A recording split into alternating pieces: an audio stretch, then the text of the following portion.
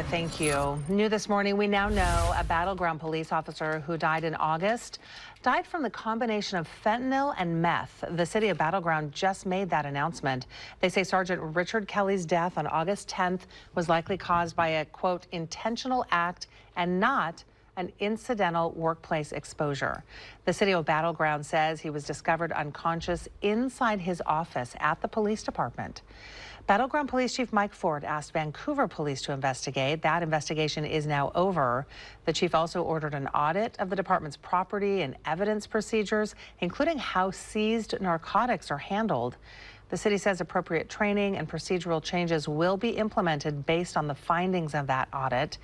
In a statement, the chief also called the sergeant's death shocking and wrote, quote, "Substance abuse is a serious problem that often goes unsuspected and undetected.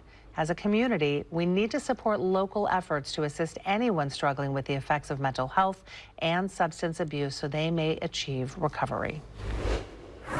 Happening today.